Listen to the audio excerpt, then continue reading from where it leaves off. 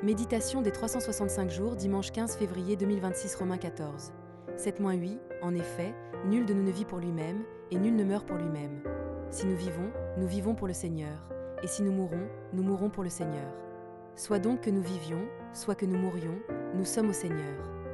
Dans Romains 14h7, qui désigne donc ce « nous », pour le comprendre, il faut revenir au verset précédent.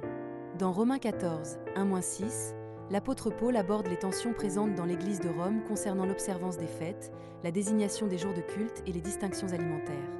Il enseigne que ces positions différentes proviennent toutes d'un désir de servir le Seigneur.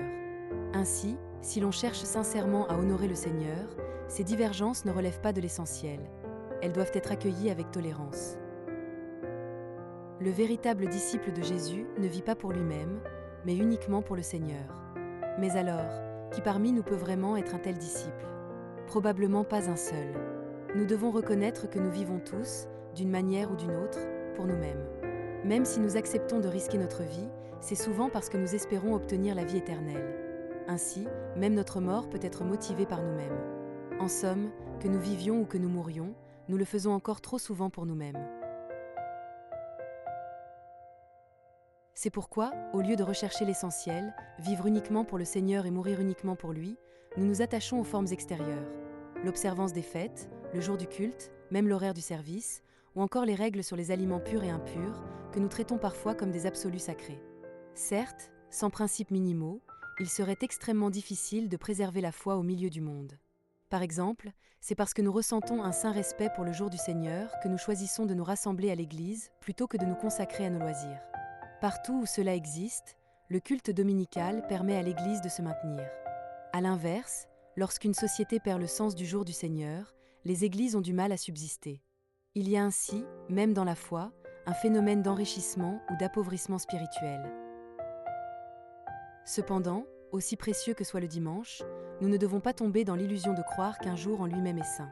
Pour celui qui vit pour le Seigneur, tous les jours sont saints. Mais puisque nous sommes faibles dans notre chair, incapables de sanctifier chaque jour parfaitement, le fait de consacrer au moins un jour, ou même seulement le temps du culte hebdomadaire, entièrement au Seigneur est déjà une grande bénédiction.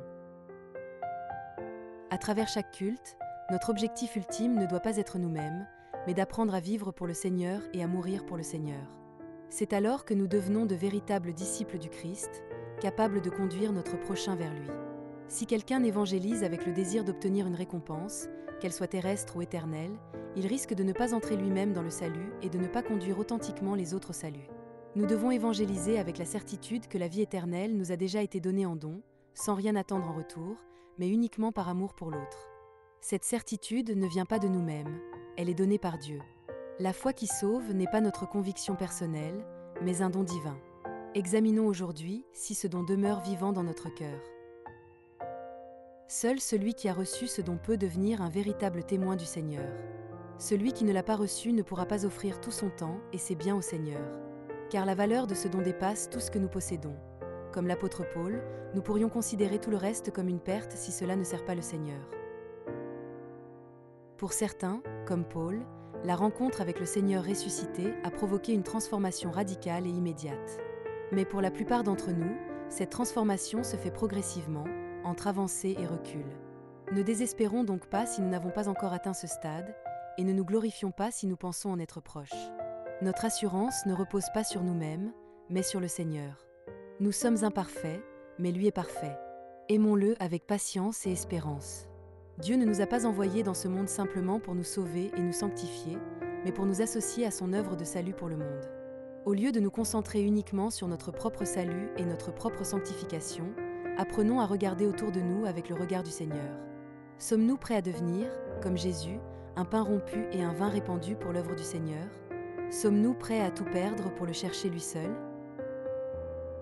Sans doute, aucun de nous n'est pleinement prêt. Mais cela appartient à l'étape finale. Pour l'instant, rendons grâce pour le don incomparable que Dieu nous a fait, Jésus-Christ et le Saint-Esprit.